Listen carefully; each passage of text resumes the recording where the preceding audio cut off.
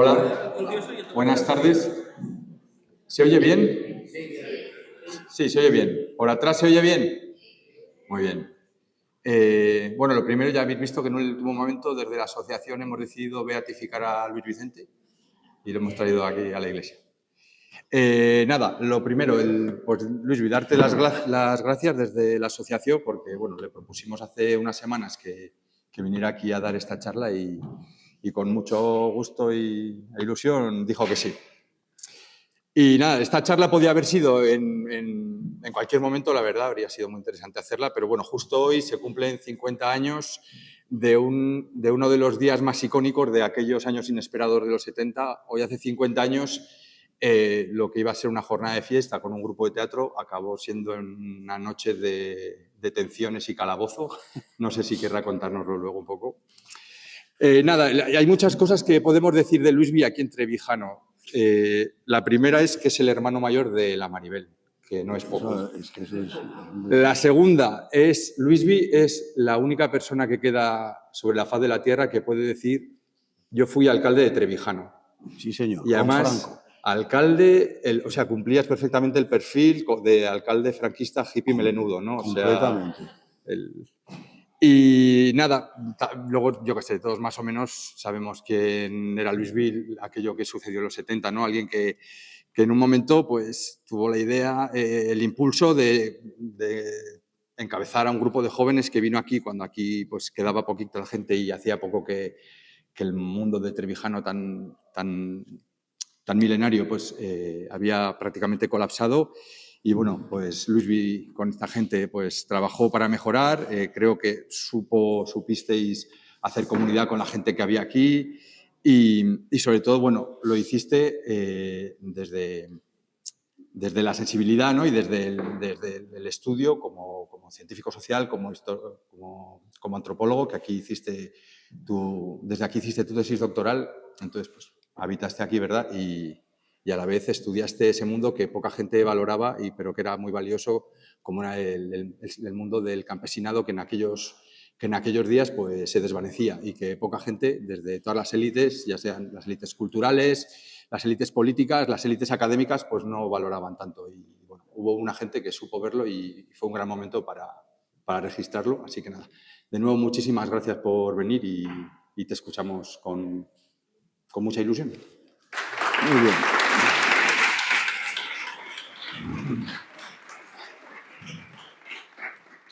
Buenas tardes.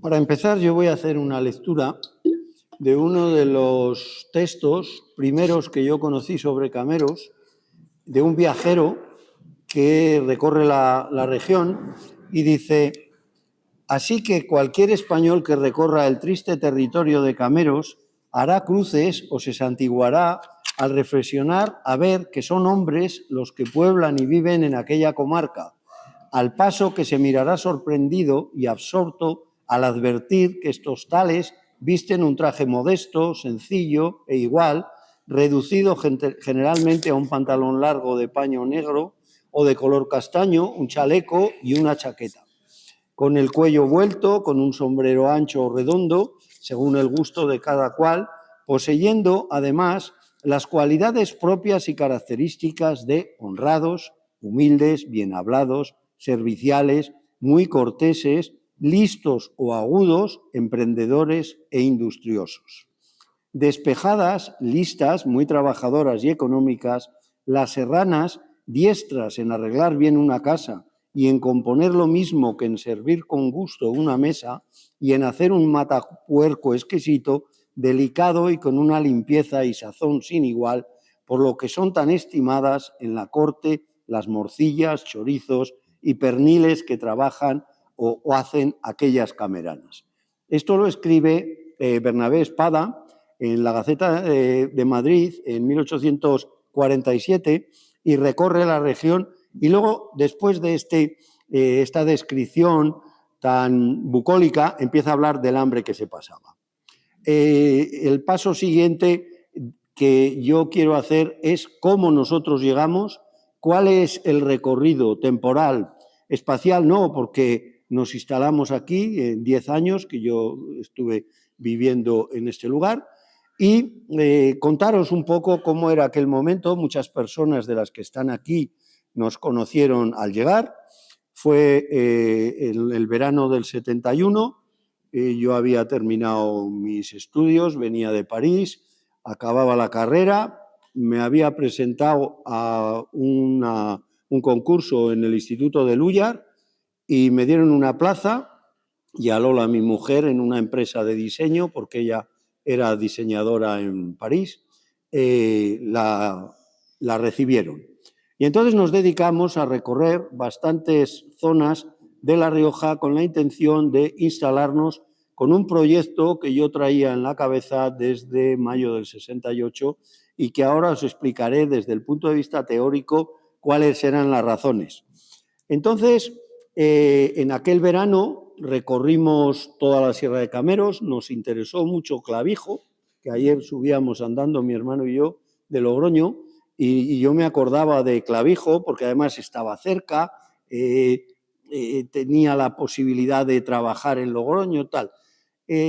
Cogíamos un autobús en la antigua estación, no la que existe, porque se cogía allí casi en Miguel Villanueva, y subíamos y por la dehesa llegábamos aquí, no existía la carretera, y nos gustó este pueblo, estuvimos viendo varias cosas. Estuvimos en Cornago, viendo el molino de Valdeperillo, estuvimos en Brieva, viendo la iglesia y la casa de Barriuso. Es decir, yo pensaba dedicarme al estudio de antropología, que es lo que he hecho durante 60 años, y buscábamos un pueblo. Entonces empezaban a vender las casetas de camineros. ¿Os acordáis? Aquellas casetas que había en las carreteras donde estaba el caminero, siempre sin chaqueta, porque eran muy vagos y estaba siempre la chaqueta. ¿Os acordáis del dicho, no? Eres más vago que la chaqueta un caminero, porque estaban siempre tiradas en las chaquetas allí. Y entonces, en una subasta que hubo en la antigua delegación de Hacienda en julio del 71, yo me presenté y una persona de Ribaflecha compró esa caseta, que es la caseta del león famoso, que luego podremos contar nuestras relaciones con los animales salvajes en Cameros. Y como José me decía, Luis, hay un bicho ahí abajo que yo no he visto nunca. Y cuando volví le dije, joder, yo tampoco, ¿es un león? Y claro, cuando ahora lo cuento, os podéis sorprender, pero nosotros bajábamos con las cabras y con las ovejas, José, y salían espantadas corriendo porque había un león en la caseta. Entonces, a la salida de la subasta, el señor me dijo, oiga, ¿y usted por qué ha venido a pujar por esa casa y tal? Digo, hombre, pues si son en buen precio, si las están sacando a subasta y podemos acceder y tal. Dice, yo tengo una casa en un pueblo que se llama Trevijano, ¿lo conoce? Dice, sí, yo ya había subido en varias ocasiones, entonces vinimos y vinimos en autobús, porque no se podía subir por la carretera. Entonces llegamos a la casa, que hoy es propiedad de la familia de Vidal, y la casa había sido una cuadra de cabras desde abajo hasta arriba, estaba todo lleno de basura de cabra y que hubo que sacar. Entonces yo empiezo el instituto en septiembre del 71 y los fines de semana en el autobús pues subíamos con la fregona, una pala, otro día con una azadilla, tal, y íbamos subiendo. Luego nos compramos una moto. Bueno, al gallo de Ribaflecha, para que os hagáis una idea, que es al que yo le compré la casa, le pagué 100 euros. 100 euros costó la casa, que es lo mismo que yo cobré en el Instituto de Enseñanza Media por la primera mensualidad de septiembre, que fueron 16.000 pesetas, es lo que costó la casa que nosotros compramos. Entonces, seguíamos subiendo y a partir de ahí, después de Navidad, ya nos instalamos, subíamos, bajábamos. Yo tenía una casa en la calle Villegas, un piso, y inmediatamente nos fuimos instalando en unas condiciones muy precarias, porque como luego veréis, en aquella época no había luz. El transformador simbólico que había ahí unas veces funcionaba, otras no, no había agua. Luego contaremos todo el proceso del agua y nos instalamos, yo daba clases en el instituto, los sábados subíamos y luego ya empezamos a hacer las gestiones de intentar rehabilitar el pueblo. ¿Cómo estaba Trevijano? La carretera intransitable, no había agua en la plaza y había que ir a la Fuente Vieja. Esto prácticamente hasta que empezamos la traída de aguas, de la cual luego hablaremos y agradeceremos a algunas personas que están aquí. Había luz por temporadas. Todo el año 72 no hubo luz. El año 73 hubo 7 meses sin luz y luego ya a partir del año 74 la luz se rehabilitó totalmente porque hubo una obra que entonces costó 90.000 pesetas de cambio del transformador. La población de Trevijano también hay que estudiar un poco históricamente su evolución, ¿no? Porque en el catastro del Marqués de la Ensenada, en 1751, había alrededor de 60 vecinos, unas 300 personas. A mediados del siglo XIX había 330 personas. Y luego, a comienzos del siglo XX, hubo 339 personas, hasta llegar al momento que nosotros llegamos, que había 25 personas. 25 personas que estaban reunidas en las familias de José, de Pedro, de Jerónimo, estaba Ramos con su hermano Andrés, la Estefa, estaba Goyo y estaba Agustina. Estos eran los habitantes que había en ese momento aquí. Cuando nosotros llegamos, creo que es importante ser sinceros, nos encontramos con un cierto enfrentamiento con los habitantes. Luego como antropólogo yo llevo estudiando sociedades agrarias, sé que lo más importante en el medio rural es el conflicto.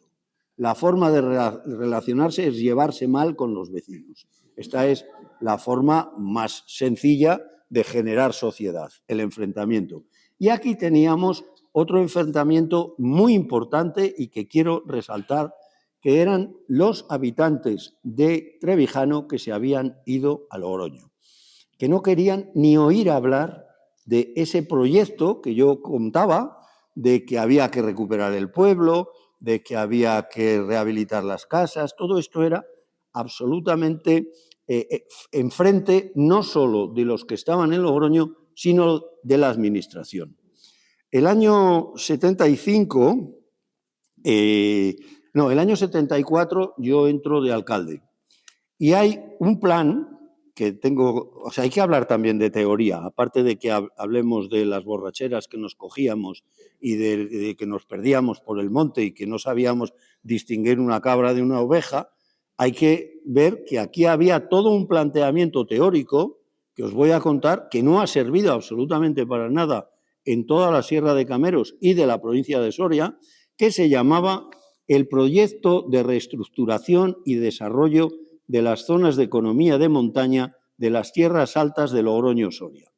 Esto es un proyecto del año 71 del Ministerio de Agricultura, que se fue desarrollando, ocupaba casi 90.000 hectáreas, y cuando vienen a presentarlo, el 30 de abril de 1975 hay una reunión en Soto, donde aparece el gobernador civil, José Esteban Santesteban, del cual hablaremos mal dentro de un rato, el jefe del movimiento, el responsable de Icona, el responsable de Irida y todos los alcaldes. Me acuerdo que yo bajé con Ramos y todos los alcaldes en el ayuntamiento de Soto.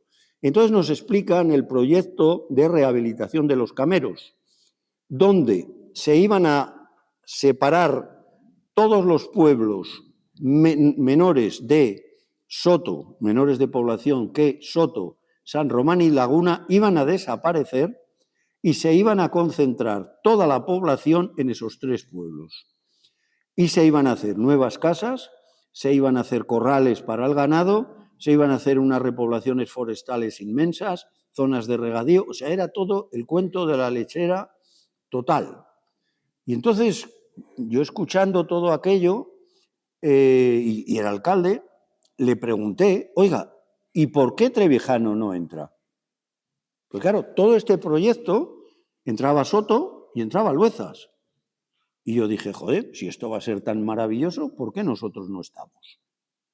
Y entonces me dice, bueno, eso luego le explicaremos, pues es un asunto particular suyo y tal, y seguían, ¿no? Y entonces vamos a hacer carreteras y vamos a hacer repoblaciones, y bueno, todo un proyecto que por supuesto nunca se hizo, porque la gente siguió viviendo en sus pueblos, no se hicieron las viviendas, no se hizo la concentración parcelaria, y lo único que se hizo fue la repoblación en Montalvo y Santa María, que conoceréis. Bueno, entonces, cuando ya termina la reunión, el jefe de Icona, que era don Manuel Gil Alvarellos, me dice, yo le puedo explicar al señor alcalde la razón por la cual Trevijano no entra. Digo, pues muchísimas gracias, porque los habitantes no lo sabemos. Dice, mire, llevamos ya 3 años en conversaciones con los propietarios de Trevijano que están fuera del pueblo y que pretenden venderles sus propiedades a particulares. Ramos y yo, bueno, ¿y esto? Y como los particulares, que ahora aclararemos nombres y apellidos, no han querido entrar a la compra de toda esa superficie, lo va a comprar Icona. ¿Cómo? Sí, el que no quiso comprar fue Alejandro Sáenz Cavila. A Cavila le hacen una propuesta, probablemente aquí haya descendientes de esos propietarios, de venderles todas las tierras, sobre todo de la nevera, las ollas, toda la parte superior, que era buena, lo de encima de la ermita, tal. Hicieron una confabulación tan perfecta que Icona decidió comprarla a ellos. Digo, pero, oiga, pero esto es una cosa que no... Sí, nosotros... Y por eso, al ser propiedad del Ministerio de Agricultura, las 800 y pico hectáreas de Trevijano, no va a entrar en el proyecto. Digo, coño, ¿y los vecinos y los habitantes? Que nosotros no sabemos nada. Y claro, empezamos a hablar con gente de Logroño. ¿Habéis tenido relaciones vosotros con ellos? Sí, bueno, nosotros, bueno, ya sabéis, como esas formas de siempre en la sierra. Bueno, sí, pero no, pero igual sí, luego no. Bueno, aquello no terminó como ellos pretendían. Porque claro, si empezamos aquí a instalarnos, no iba a poder Icona comprar. Y entonces hay un enfrentamiento con los de fuera, apoyados con una persona de triste memoria que se llamaba don Desiderio, que vosotros algunos recordaréis, don Desiderio, que fue el secretario del ayuntamiento que propició la anexión a Soto, porque los documentos de la anexión están firmados por Jerónimo, anterior alcalde a mí, y por Desiderio, luego os lo cuento, pero todavía estamos en los planteamientos previos, ¿no? O sea, por esa razón, Trevijano no entra en el plan Lluvia y nosotros, los vecinos, nos enteramos de las negociaciones que pretendían hacer los exvecinos de Trevijano que estaban fuera de la localidad y que querían vender porque no se ponían de acuerdo con los ganaderos para que les pagaran los pastos.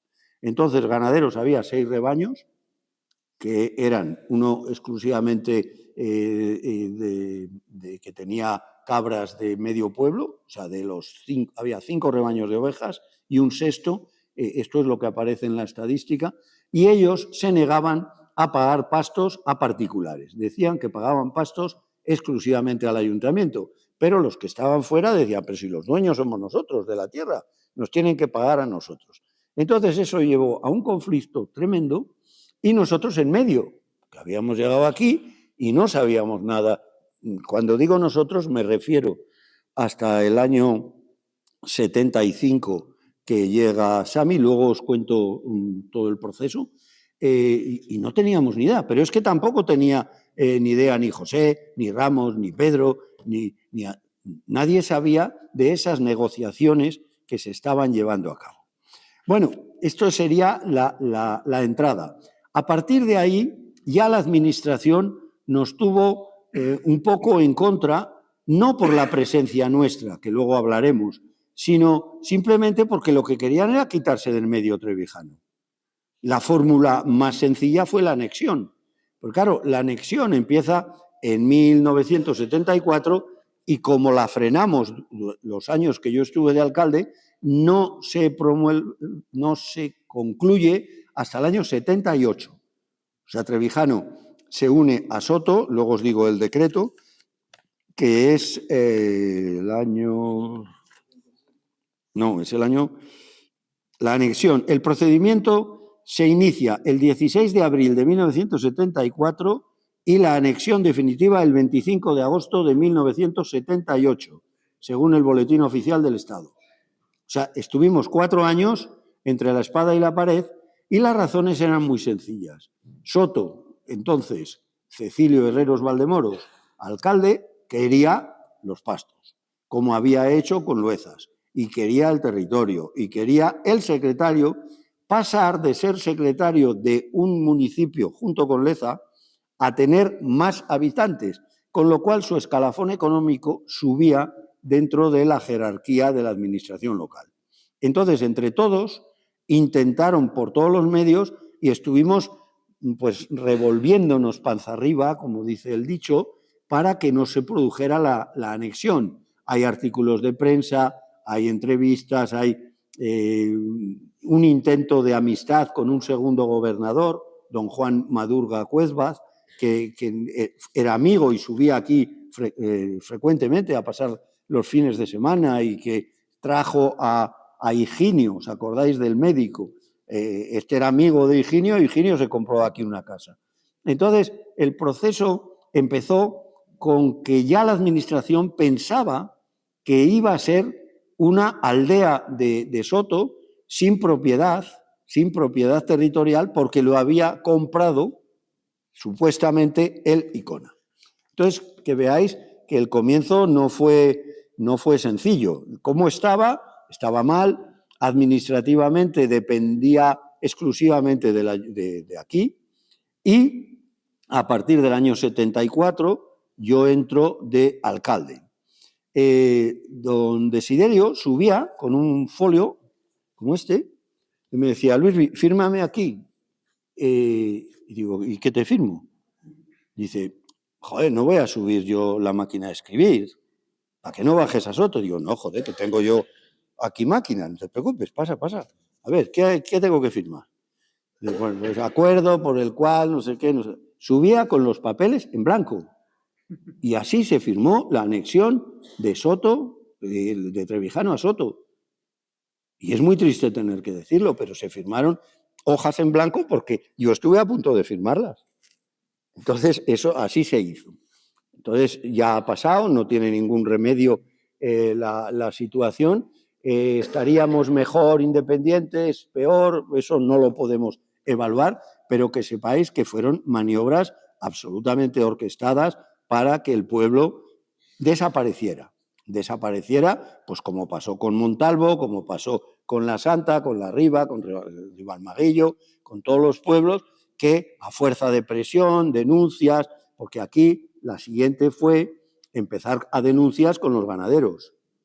Y teníamos aquí al guarda que estaba en Soto, luego vino aquel vasco gordo, no sé si recordáis, un tío grande, que también subía a denunciar, pero al final le dábamos de almorzar unas cosas y otras y se marchaba para abajo. Entonces hubo un intento de que la supervivencia de Trevijano hubiera estado de alguna forma parada, ¿no? Entonces tuvimos enfrentamientos internos y también enfrentamientos externos. Bueno, ¿a qué se debe que, bueno, lo tengo como aparece en el texto? Este propietario no aceptó la propuesta de los dueños de las fincas y estos acudieron a Licona, que entrando dentro de sus planes de adquisición de tierras para su posterior plantación de pinos, pensó en comprar esas tierras, razón por la cual no se incluyó en el plan, pues prácticamente ya estaba en manos del Estado ese término municipal. Así consta en el texto. Bueno, ¿por qué venimos nosotros?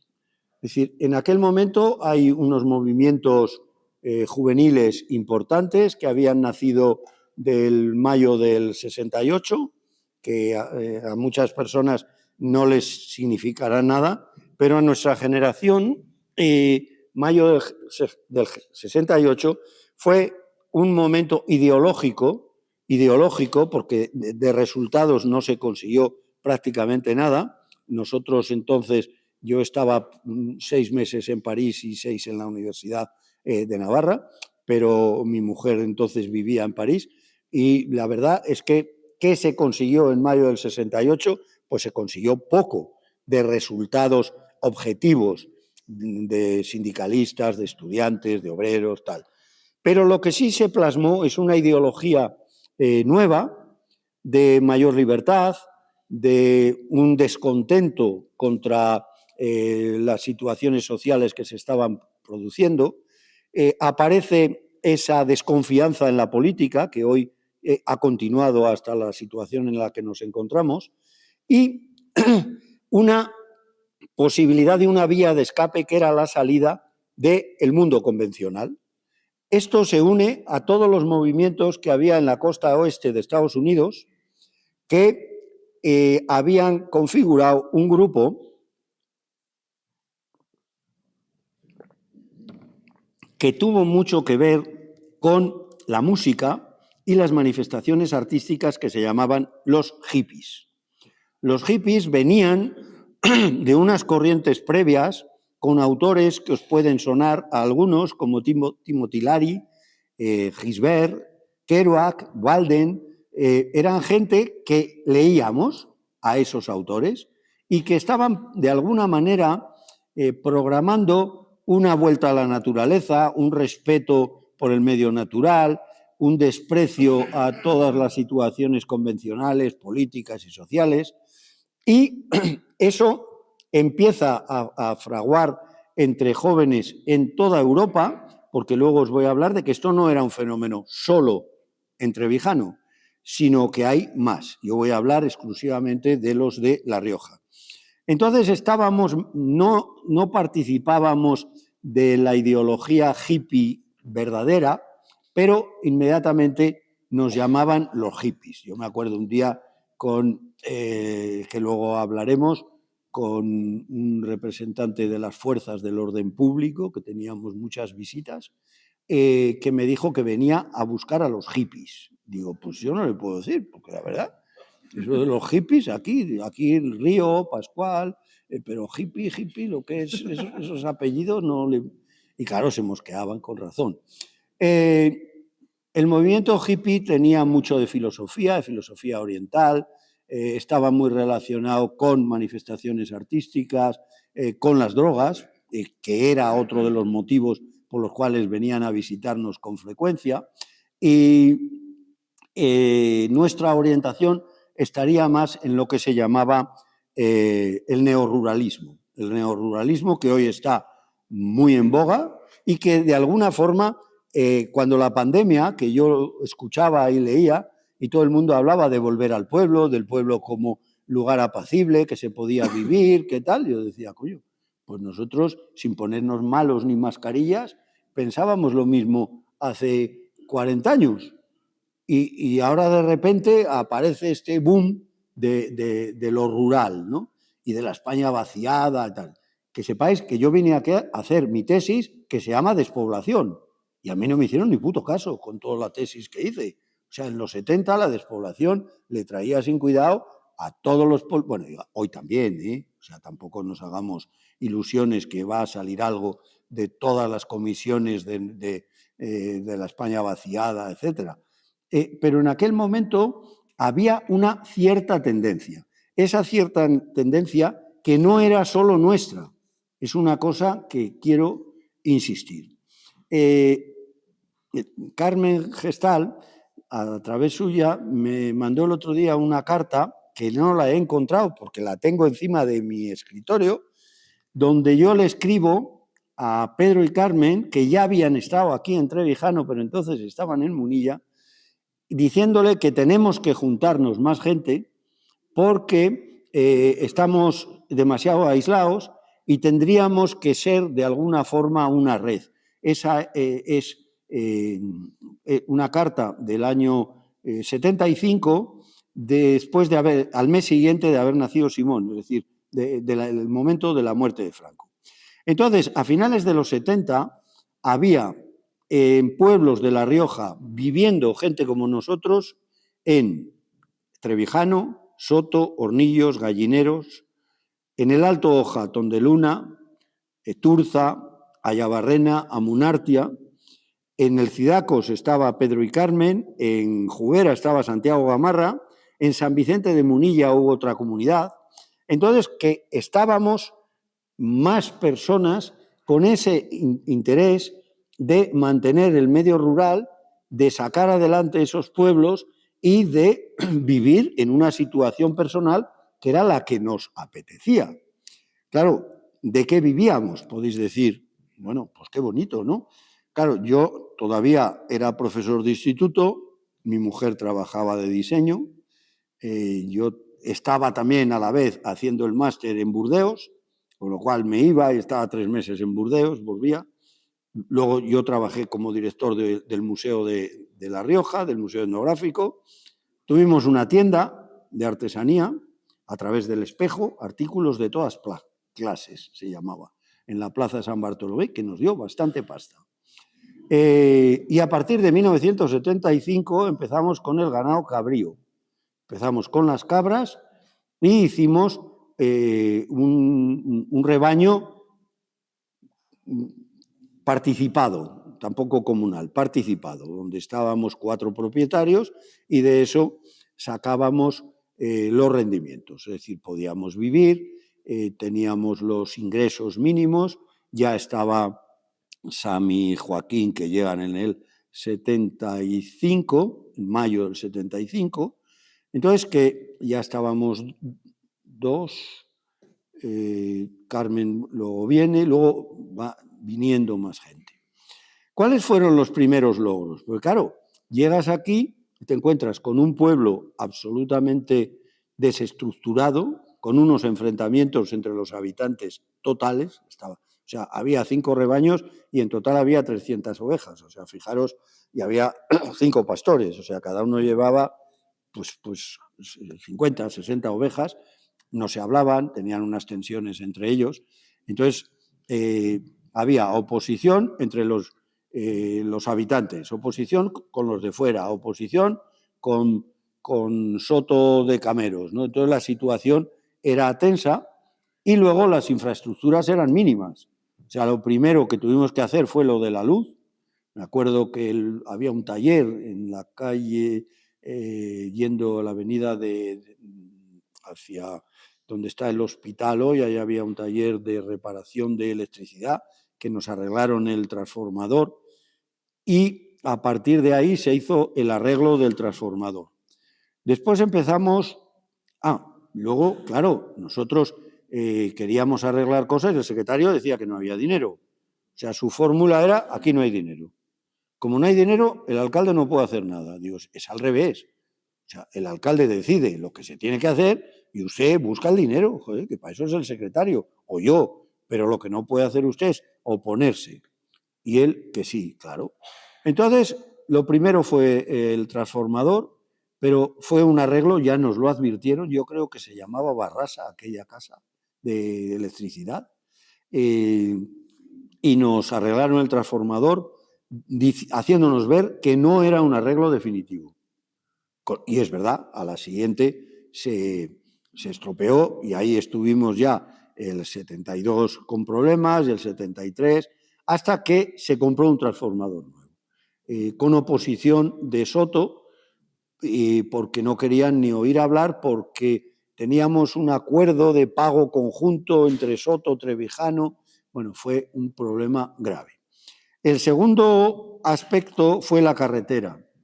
Aquí tenemos que contar con una persona que era el propietario de la fábrica de embutidos de Laguna, los Cameros, que se llamaba Constantino Íñiguez, que nos ayudó a que consiguiéramos la carretera. Y otra persona a la que hay que agradecer fue al ingeniero Antonio García Cuadra, que harto de que yo cada vez que bajaba a Logroño, ya fuera a dar clases, a vender los cabritos, a comprar unas anchoas, iba al despacho y me sentaba allí.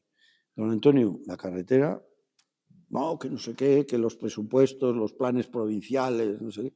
Y ya yo creo que un día, harto, estábamos José y yo a las 6:30 o 7 de la mañana y vimos llegar una máquina que era una trailla de esas y empezó la dichosa carretera, ¿no? Entonces, la carretera para el año 75, que es cuando yo me compro un Mejari, ya se podía subir con coche. Eso ya fue un paso muy importante. Y entonces dijimos de poner el agua. Claro, no teníamos agua en esta fuente. ¿Os acordáis? Algunos, aquí no había. Luego había que bajar a la de la fuente vieja, la desmontábamos, sacábamos la piedra, se nos colmataba, tal. Y entonces dijimos, oye, traemos, sí, ¿cómo? A vereda. A vereda. Bueno, mañana a las 8. Entonces llegaba yo a la plaza y estábamos allí. Un día venía Ramos, ay, que no sé, ay, yo no puedo. Otro día, bueno, nadie, pues, bueno, tú. Y digo, pero joder, ¿no tenéis una? No, es que azadones, es que bueno. Total que ya un día le dije a José, José, mañana todos en la plaza a las 8. Bien.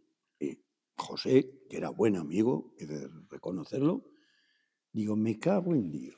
Fui a casa y cogí la escopeta que me había regalado don Teodoro, vecino de mis padres, metí 2 cartuchos de los de perdices y fui a la plaza y le dije, José, vamos a casa de Pedro. Martino, ¿dónde está Pedro? Aquí, baja, ponte ahí. Y yo con la escopeta. Todos los 7, venga, con el azadón. Y yo con la escopeta, que no sabía qué cojones hacer con la escopeta. Oye, que empezamos, pim, pom, pim, pom, pim, pom. Un día íbamos 5, otro día íbamos 4. Subía a Queleto y nos ayudaba. Y entonces aparece la piedra, macho. Nos encontramos un bloque de piedra trayendo el agua. Bueno, el agua se traía de la siguiente forma. Hacíamos la zanja y poníamos tejas. Y entonces uno meaba y iba bajando. Sí, va, no, sube un poco la teja. ¡Ay, ay! Venga, picar aquí. 4 metros.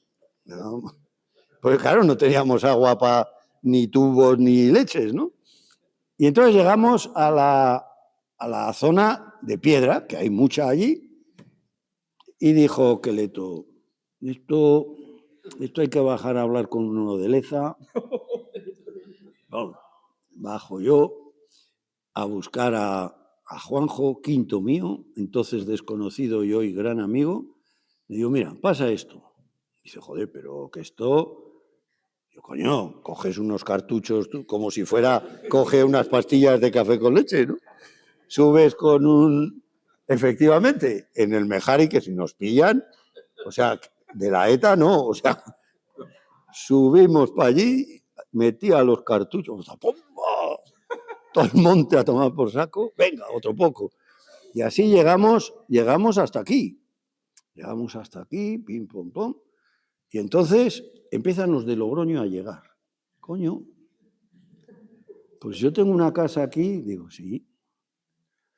El agua va por aquí, los vecinos somos nosotros 7, y el que quiera enganchar, 10.000 pesetas. ¿Qué? Bueno, no. Bueno, pues hasta la fuente. Llegamos a la fuente, ya cuando se veía el agua en la fuente, coño, porque al final del proceso la Diputación mandó un técnico que se apellidaba Soto y que nos hizo la medición final y decidieron hacer el depósito, el primero. Entonces, claro, ya teníamos depósito y ya le podías dar al grifo en la fuente. Y entonces dijimos, oye, vamos a poner agua en las casas. En las casas, pero eso es un dineral. Luego, claro, en las casas no nos podían ayudar porque no había desagües. Y entonces dijimos, bueno, pues nosotros seguimos y vamos preparando y tal. Entonces subía uno, oye, que yo quiero 10.000. ¿Cómo? Sí. Y en cuanto empecemos a tirar el tubo negro, el Saiplen, serán 25.000. No, no queremos. Yo, vale, pues nada, no os preocupéis. Y nosotros, y agua en casa. Agua en casa, que luego, claro, la echábamos por un tubo y le caía al vecino de al lado, porque no había...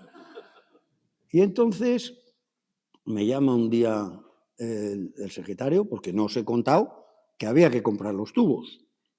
Y ya teníamos la zanja hecha. En el pueblo vino un constructor de Entrena, que se apellidaba Elías, por cierto, y que con una pala desde el depósito hasta la fuente hizo la zanja.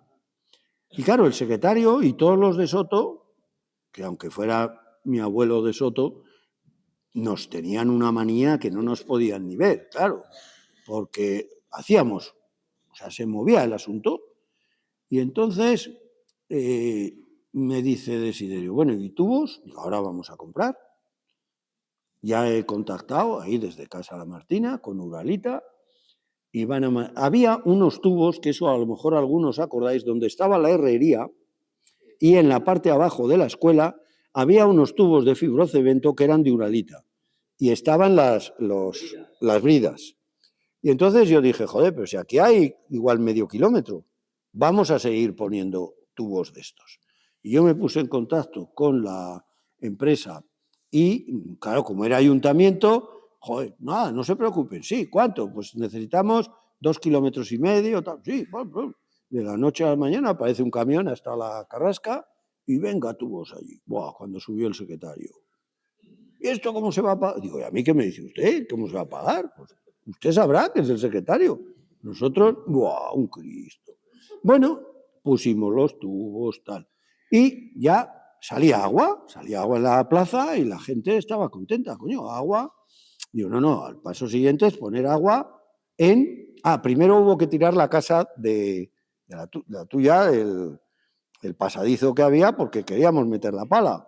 Y entonces, bueno, todo el proceso para que tiraran aquello se iba hundiendo. Y conforme los de Logroño iban viendo que efectivamente había agua en las casas, bueno, que sí quiero el agua, 25.000.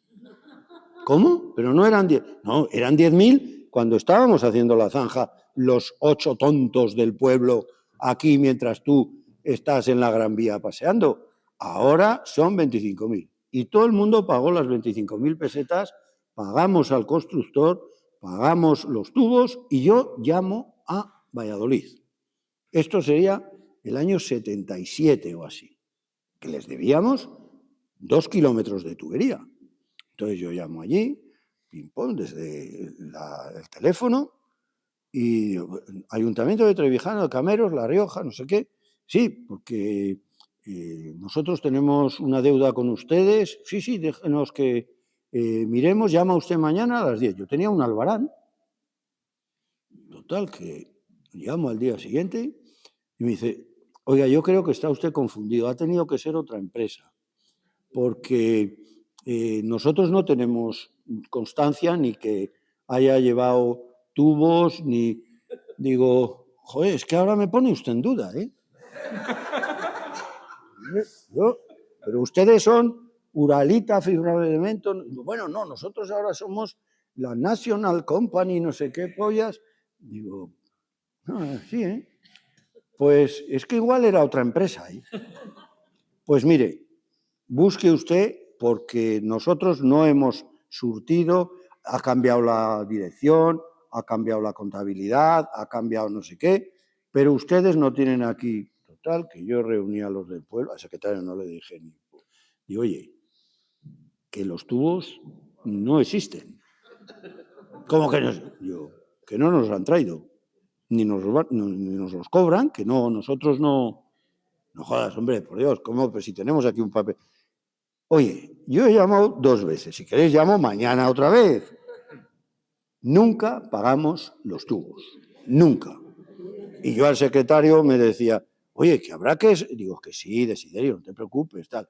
Cuando pasó la secretaría a Soto, un día le digo, Desiderio, lo de las tubos tendréis que hacer cargo vosotros, ¿eh? Pues claro, Ayuntamiento de Soto, y hombre, lo que faltaba, no sé qué, digo, llamas a Uralita, tú te encargas, no sé qué, digo, anda, que... Fue un hombre que le hizo mucho daño a este pueblo, mucho. Y hoy lo puedo decir, y entonces también lo sabíamos, porque fue el culpable de toda la trama para que no se evolucionara el pueblo y que pasara directamente como ocurrió a Soto. Pero la maniobra hoy no hubiera ocurrido, porque hoy tendríamos medios más participativos para defenderse. Pero en aquel tiempo, pues subía al gobernador, tal, no sé qué. Bueno, ese fue los pasos. Otro hito importante fue la compra de casa de Ramos. ¿Os acordáis que Ramos vivía en la casa que luego ha sido de Chema? Y yo me acuerdo mucho de esa casa porque el año 73 aquí hubo un airón y una tormenta impresionante con rayos y truenos y se llevó medio, piedras de que caían de los tejados, los que sustentaban las tejas, tal, y cayeron unos rayos tremendos. A mí me tiró la chimenea y cayó un rayo en casa de la Cristi y de Ramos. Y entonces, pues vino y vi una cosa curiosísima. Los tubos de electricidad se había fundido el cobre y el plástico estaba intacto. O sea, una cosa que yo se lo explico a gente, me dice, no, eso es imposible porque la temperatura... Digo, yo le dabas así y se desmoronaba todo y no había cobre dentro. Bueno, la casa estaba en unas condiciones tremendas y yo fui a Calahorra al obispado, entonces estaba un vicario que fuimos, sí. Estaba un Antonio Romero, se llamaba el vicario aquel, que era algo, descendía de Soto aquel hombre, y nos atendieron y tal. Y fuimos con 3 propuestas que te quería... Fuimos para comprar la ermita de abajo, la ermita de arriba y la casa actual de Ramos, que era del obispado. Y bueno, consintieron, vino, entonces el que llevaba patrimonio era un sacerdote del Rasillo, Victoriano Laviano, vino, reconoció lo tal y dijeron que lo iban a estudiar. Y lo de la ermita no funcionó porque la ermita estaba en un estado tremendo y pensamos en haber hecho un taller de artesanía en la ermita, ahí abajo, y haber metido Sami los telares para las almazuelas, para el cuero, tal, y haber hecho ahí como una especie de taller, exhibición, tal. Y la de arriba haberla conservado para que no se hubiera caído. Entonces eso fue otro intento que no salió adelante. Y luego una de las cosas por la que hoy nos encontramos en esta fecha fue que el año 74 dijimos, bueno, tenemos que arreglar lo que eran las escuelas, vamos a hacer algo. Y entonces, entre ayudas y luego colaboración que pusimos todos los vecinos, arreglamos el teleclub y el bar actual, ¿no? En la parte de arriba iba a estar pues para las sesiones del ayuntamiento, el archivo, tal, y en la parte de abajo el bar. Entonces era trabajo comunitario, ayudábamos, tal, y también hubo una empresa que arregló todo el tejado y lo hizo, ¿no? Entonces, el año 75 ya teníamos todo organizado y preparado y tal, y conseguimos una subvención que sirvió para hacer la obra final. Y como era la fiesta, pues dijimos, oye, pues vamos a hacer un acto y una participación, pues como lo de hoy, pero pobre. No había patatas fritas, pero había careta, por ejemplo. Yo subí de la cooperativa de Murillo, no sé si 3 o 4 cántaras de vino tinto, hicimos zurracapote en los bajos de la casa de mi hermana Maribel.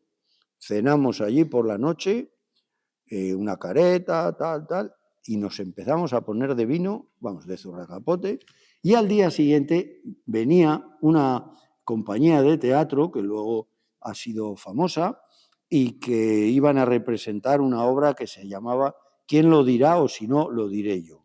¿Es así o no? Bueno, entonces suben, montamos todo esto dándole, desde por la mañana, pam, pam, pam, y se hizo la obra de teatro. Igual estuvimos 250 personas o más. Invitamos a todos los de la región, vinieron los alcaldes, los curas, hubo la misa, tal. Y entonces, pues seguíamos yo particularmente, con una chufa, que no he vuelto a probar el zurracapote desde entonces, porque es algo venenoso.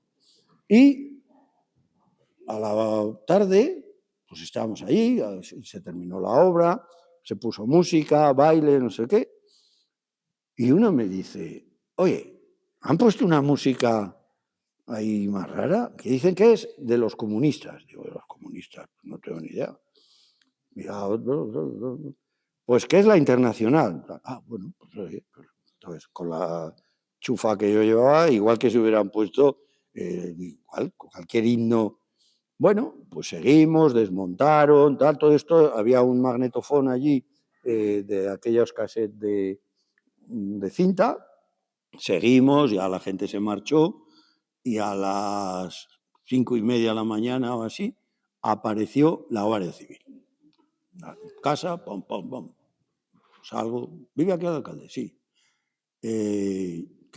Lo que tenemos dudas es si fue, yo creo que fue la Guardia Civil de Murillo, pero decía antes mi hermano que él ha oído a un guardia civil que es el que subió a por mí y que era en Ribafrecha, pero la duda es porque el cuartelillo de Ribafrecha yo creo que en esa época ya no estaba, creo, porque a nosotros aquí cuando venía la Guardia Civil era de Murillo.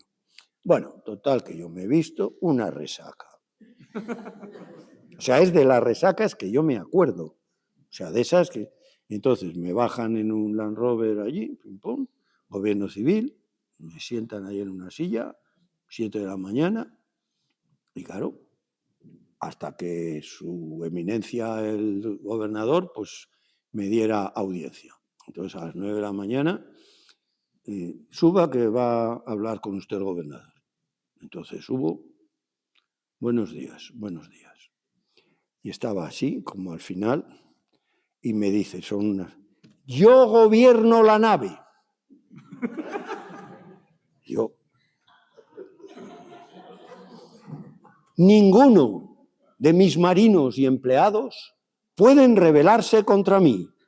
O sea, me acuerdo perfectísimamente. Y os imagináis eso, a las 9 de la mañana, con una resaca que te mueres, que yo le dije, don José, por favor, no me grite, no sé lo que me dice. ¿Quién puso la Internacional ayer? Digo, mire usted, yo me enteré de la dichosa Internacional cuando estaba en un estado que si me encuentra usted, pues me mete en la cárcel por borracho, no por alcalde comunista. No me diga más que... Digo, mire, le voy a decir una cosa. Yo me voy a enterar antes que usted de quién ha puesto la Internacional. Y si puedo, yo y mis compañeros le vamos a meter una somanta de hostias. Y el tío me miraba como diciendo, pero joder, si el que le llamo soy yo para que me denuncie. Tengo abajo a uno de los responsables. Digo, hombre, pues si tiene usted... Digo, ¿cómo se llama? Se llama Ricardo Romanos. Digo, Ricardo Romanos, ¿qué cojones? Si Ricardo Romanos es anarquista de la CNT. Y me miraba como diciendo, ¿qué son los anarquistas, los de la CNT? Digo, y esos no ponen la Internacional, se lo aseguro. Pin, y sube Ricardo, igual. ¿Quién puso la Internacional? Y decía Ricardo, ¿pero qué internet? Porque Ricardo se bajó con la furgoneta con todos los cacharros y tal, y no se enteró de la aventura. Y Ricardo me miraba como diciendo, ¿pero qué es eso de la Internacional? Si no... Bueno, y total que Ricardo y yo le dijimos, no se preocupe, que nosotros nos vamos a enterar. Ahora, que se lo digamos o no, eso ya es otra cosa, que usted tiene unos servicios ahí de inspección. Ustedes se han rebelado, digo, que no nos hemos rebelado contra nadie. Lo que nos gustaría saber es quién le ha dicho a usted que pusimos o que pusieron la Internacional en nuestro pueblo. Luego ya hemos sabido quién fue, que fue el párroco de San Román y don Desiderio Nájera González. Porque, claro, fueron vanagloriándose de que habían descubierto, porque a nosotros, entre las drogas, el comunismo internacional, la quinta columna, o sea, estábamos en todas las clasificaciones que os podáis imaginar. Y yo lo que le decía al Guardia Civil, cuando subían, porque nos decían, mira Luis, ¿dónde tenéis la droga esa que se planta? Digo, mira, yo tengo lechugas, zanahorias, pero drogas que se plantan no, porque además yo no fumo, yo bebo. O sea, no os pongáis muy... nos han dicho que aquí es donde más se fuma y se drogan y no sé qué. Yo decía, pues no. Efectivamente había gente que se fumaba un canuto, pues como en todos los lados, pero estaban obsesionados. Bueno, total, que el gobernador dichoso, ya a las 11 del mediodía, declaraciones, firma para aquí, para allá, y la Internacional para arriba, y Ricardo y yo, que sí, claro, que firmamos lo que haya que firmar, pero nosotros no tenemos noticia de que se puso ese himno ni esa melodía, ¿no? Inmediatamente empezamos a hacer nuestras investigaciones y nos dimos cuenta que los de la ORT, que estaban muy envidiosos de los movimientos que no eran comunistoides y que eran más medio anarquistas, medio neorurales, tal, habían puesto la Internacional. Y un señor de Soto, de nombre Justo, fue el que reconoció ante la amenaza que yo no le he pegado, ni a alguna vaca le he pegado con el bastón, pero no le he pegado a nadie en mi vida, pero le dije que le iba a partir la cara y yo creo que ante eso reconoció que la había puesto él, ¿no? Entonces, ¿nos jodieron la fiesta? Pues no, porque se había inaugurado la escuela, se habían hecho los actos y tuvo cierta notoriedad, nunca apareció en la prensa, nunca se supo lo de aquello, pero en la zona sí que se corrió, que tal, cual. Bueno, este fue uno de los actos importantes. Otro fue la creación del Consejo de Cameros. El año 1977 se crea, bueno, entre el 75 y el 77 hay un cierto movimiento reivindicatorio en todo Cameros a partir de un hecho que a lo mejor algunos mayores se acuerdan, que fue en la escuela hogar de Ortigosa, querían llevarse los niños de Ortigosa a San Asensio. No sé si os acordáis de aquello. Ese movimiento creó cierta unión entre todos los pueblos, porque claro, el plan era que los chavales que estaban en Villoslada o en Laguna o en otros pueblos que los habían concentrado en Ortigosa, en vez de llevarlos a la sierra, los llevaban a San Asensio. Entonces ahí hubo un enfrentamiento muy grande entre los alcaldes de los pueblos de los dos Cameros, el gobernador y el Ministerio de Educación. Y ahí empezó a fraguarse una especie de colectivo reivindicatorio de los temas cameranos. A su cabeza estaba Miguel Calavia, que a lo mejor alguno os suena. Y este hombre fue diputado por el Partido Socialista en la Diputación de Logroño todavía, no era la autonomía, y se creó el Consejo de Cameros. Y el Consejo de Cameros, bueno, pues hizo muchos actos de cara a cierta creación de identidad y de un movimiento de defensa, pues eso, del mantenimiento de las escuelas, de las infraestructuras, etc. Como os digo, no sirvió de mucho todo el proceso porque inmediatamente, bueno, ya para el año 74 se empezó con el tema de la anexión e inmediatamente se pasó a la anexión real el año 78. El año 78 pasamos a ser al municipio de Soto, estaba todavía Cecilio de alcalde y aquí lo que pasó. El año 79 son las primeras elecciones democráticas y presentamos una candidatura que se llamaba Agrupación Soteña y salí yo alcalde de Soto, de la Marinera.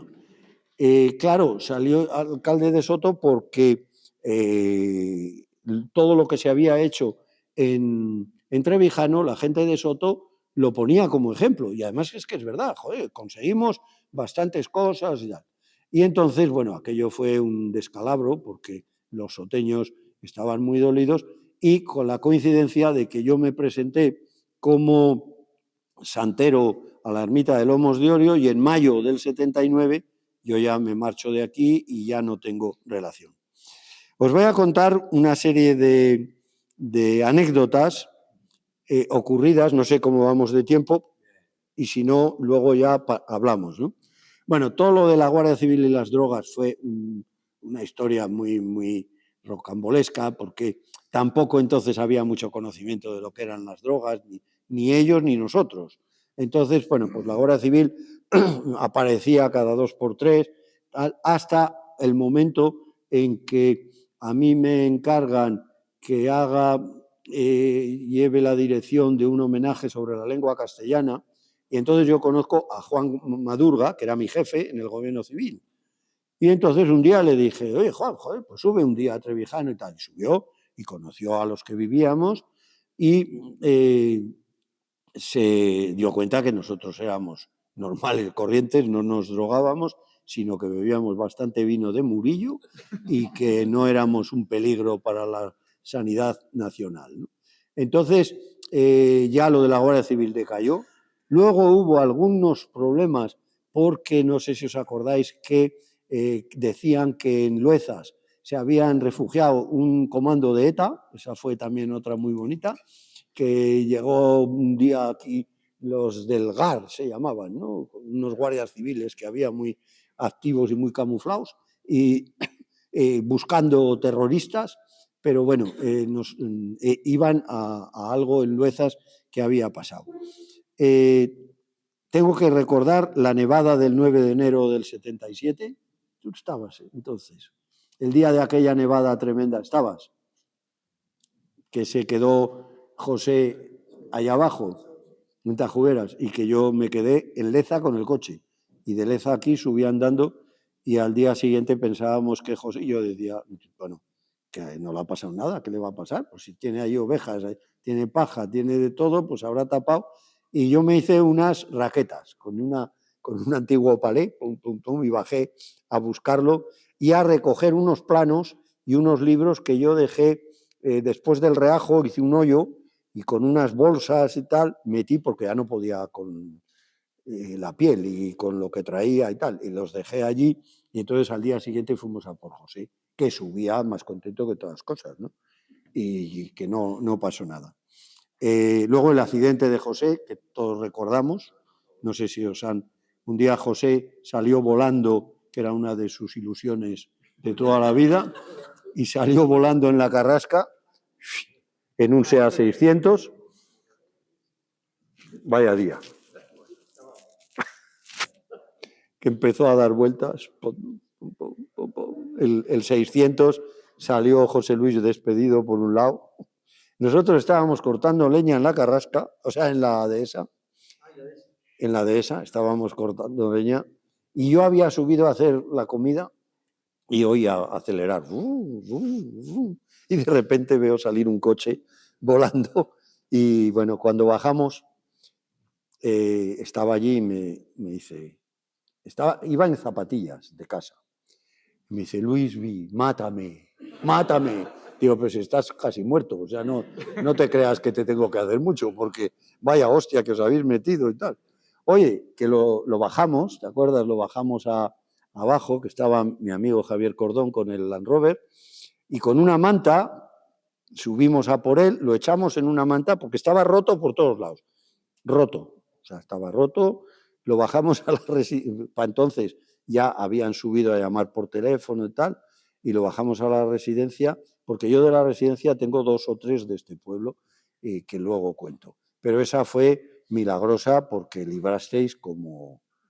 Joder, esa fue... y otra anécdota muy curiosa es la de la muerte de Franco. Yo estaba con las cabras ese día y oí los cañonazos que tiraron a las 8 de la mañana de los cuarteles y tal, y entonces nosotros habíamos ido reuniendo muchos artículos de periódicos porque nos subían los periódicos para encender la cocina, y entonces yo los iba guardando porque pensaba que estábamos ante un hecho, es verdad, ¿no?, que era la muerte del dictador y tal. Y días después, pues me subieron muchos periódicos y teníamos unos paquetes de periódicos y los metimos en sacos y subimos hacia la Virgen, hacia la ermita, y hicimos un hoyo y los metimos para conservar la memoria. Efectivamente, que yo no sé dónde los pusimos. Conservamos la memoria y algún arqueólogo algún día se encontrará y dirían, joder, qué afectos eran estos al régimen. Que hay un paquetón así de ABCs, de todos los periódicos con la muerte de Franco, que eran los que nos mandaban y los habíamos metido en esos bolsas de plástico. Entonces fue una etapa, porque yo quiero también que la veáis vosotros, fue una etapa interesante, fue en los últimos años muy interesante en la medida en que ya la gente de Logroño se dio cuenta de que el proyecto que habíamos dicho desde el año 71 de recuperar el pueblo, y entonces empezó a aparecer gente y empezaron a arreglar las casas, y las casas se han arreglado con mucho gusto, y el pueblo en general se ha reconstruido con mucha dignidad, ¿no? Entonces, a partir del 77, 78, 79, aparece ese nuevo trevijano que yo ayer, cuando oía a tantos niños desde casa de mi hermana, te quedas fascinado, ¿no? Porque es un fenómeno único el que se ha producido, porque si buscamos otros pueblos de estas características de los años 75, no hay. Es decir, la mayor parte han caído, ahora se están haciendo intentos de recuperación, pero al final Luezas pues estaba hecho polvo hasta hace 4 días, es decir, ahora, o Treguajantes, o Torremuña, es decir, que aquí el movimiento, entre comillas, hippie, sirvió para dar una cierta consistencia exterior, porque es importante, porque éramos gente que venía de fuera. Probablemente desde dentro no hubiera salido ese desarrollo. De hecho, los que hemos seguido luego en contacto con las personas que se han mantenido en el Hoja, siempre hablamos de lo mismo. O sea, los de Tondeluna, que tienen una fábrica de quesos, que fueron justo un poco después que nosotros, eran de fuera. Los de Turzad eran de fuera. Es decir, que era un fenómeno exterior el que hace que la gente tome conciencia de la importancia que tiene su pueblo, de los valores identitarios que tiene y de cómo la posibilidad de cara al futuro, porque nadie se creía que se pudiera recuperar el pueblo. Yo estaba convencido de que sí, de que se podía recuperar y que se podría vivir, y de hecho, bueno, pues hay mucha gente que ya vive muchas temporadas en Trevijano. Se han acondicionado las casas, tienen servicios, hay un transporte y se puede hacer fuerza. Es a lo que es la conclusión. Es decir, que tenemos que seguir con la fuerza que ha dado el desprecio que nos han tenido durante tiempo. Porque claro, Soto además daba la impresión de que nos habían anexionado como el que coge una basura, ¿no? Cuando yo les decía, ojo, O sea, porque siempre nos contaban aquello de Trevijano, marrano, patas de alambre, que si no tienes la dehesa te mueres de hambre. Entonces, siempre tenían a Trevijano como algo despectivo. Y el hecho de que haya ese movimiento importante y que en las elecciones se tenga en cuenta a la vecindad es porque hay una cohesión que en aquel tiempo no existía.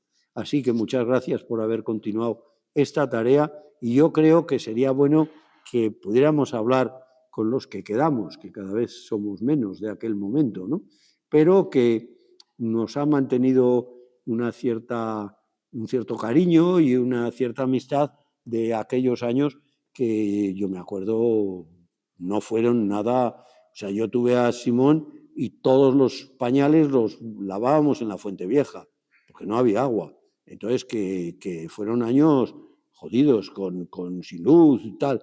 Pero había una ilusión que veíamos que el pueblo tenía muchísimas posibilidades. Con el agua tuvimos una caída de ilusión porque no manaba lo suficiente. Eso, desde siempre estábamos con la duda de hacer tal inversión económica y laboral y no manaba tanto. Y vosotros lo sabéis, que se sufre, porque estamos en una zona con muy pocas posibilidades de agua, ¿no? Y joder, cuando hicimos todo aquel montaje y luego no había agua suficiente, nos preocupaba. Pero bueno, todo ha salido bien y hoy podemos ver la iglesia llena y a mucha gente joven. Muchas gracias.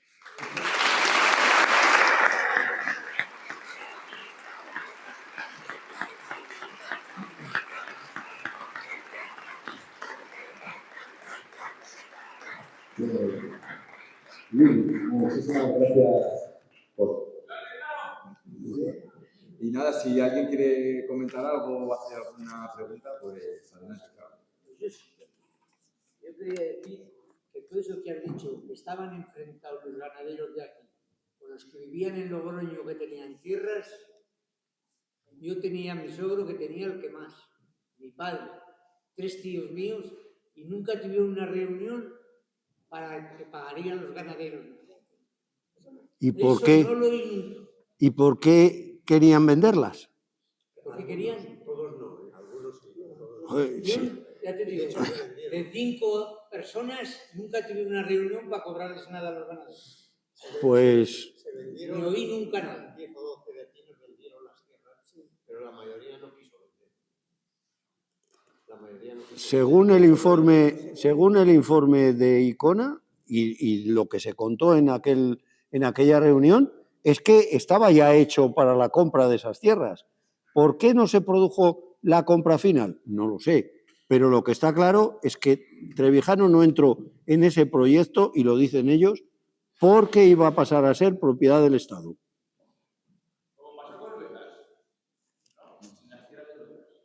No, pero las tierras de Luezas, o sea, Luezas Luezas entró en el Plan Lluvia. Bueno, pero eso es mucho más tarde. O sea, lo de Luezas ha sido adquisiciones ahora. Esto estamos hablando del 71 al 74, es cuando se hizo todas esas reuniones.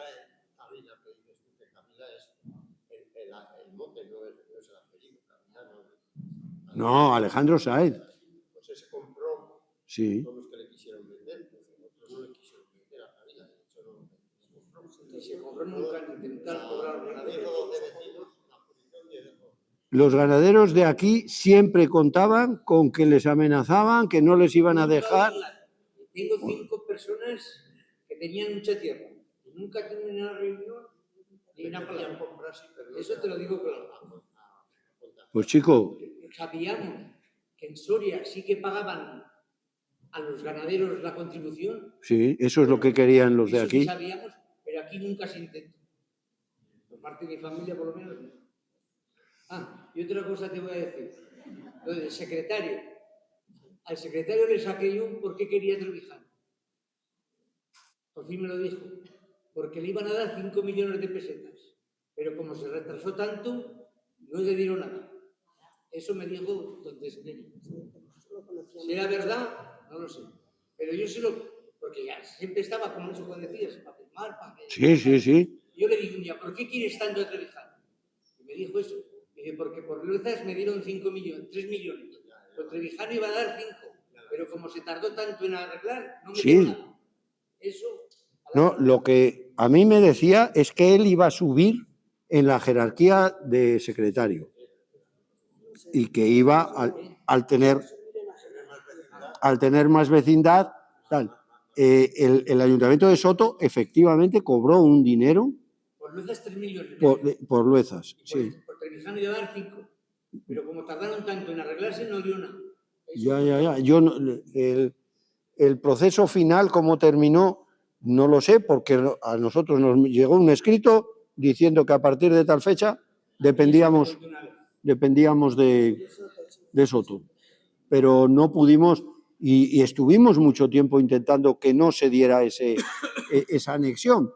Pero el gobierno civil, porque la Diputación no intervenía, el gobierno civil nos dijo que no, que ya esto estaba desde hacía tiempo. 4 años llevaban con el proceso. ¿Alguna cosa más? ¿Alguien más quiere comentar algo? Muy bien, pues Nada, pues muchas gracias, Luis. bueno, venimos con todo eso.